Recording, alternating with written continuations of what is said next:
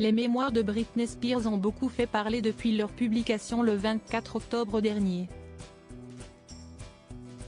Les révélations fracassantes qu'elle a faites sur sa relation avec Justin Timberlake, qui a duré de 1999 à 2002, ne sont pas passées inaperçues. Dans son livre, Britney Spears a révélé qu'elle avait avorté après être tombée enceinte du chanteur américain. Elle a décrit cette expérience comme l'une des plus angoissantes de sa vie et a avoué qu'elle aurait souhaité garder l'enfant.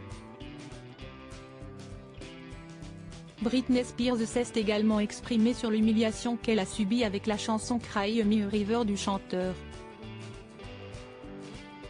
Toujours très soutenue par son armée de fans, elle a vu ces derniers s'emparer de l'espace commentaire sous les posts Instagram de Justin Timberlake pour lui témoigner leur indignation. 2 jours plus tard, le 26 octobre, face au flot incessant de messages, le chanteur avait désactivé ses commentaires. Depuis, il était resté très discret. Mais ce jeudi 25 janvier, Justin Timberlake est de retour avec Selfish, son premier single solo depuis Soulmate en 2018. Et ce retour ne plaît pas aux fans de Britney Spears. Pour se venger, ils écoutent en boucle la chanson du même titre de 2011 de la chanteuse pop, comme le rapportent nos confrères de Page 6. Les fans de Britney Spears diffusent le titre et l'achètent en masse dans l'espoir de surpasser les ventes du nouveau single de Justin Timberlake. Pour le moment, la chanson de Britney Spears grimpe dans les charts musicaux. Pourtant peu connue, elle a fait son apparition dès le 25 janvier dans le top 40 du classement iTunes américain.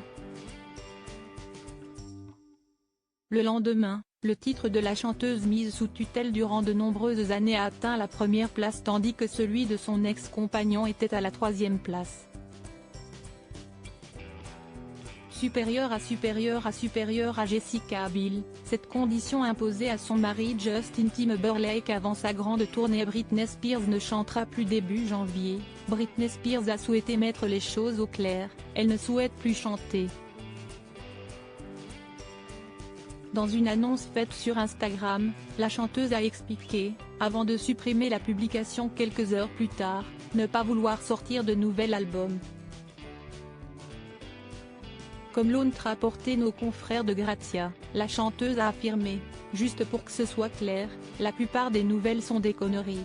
Il n'arrête pas de dire que je me tourne vers des gens au hasard pour faire un nouvel album. Je ne reviendrai jamais dans l'industrie musicale. Article écrit en collaboration avec 6 médias. Crédit photo, Femme et Flinet.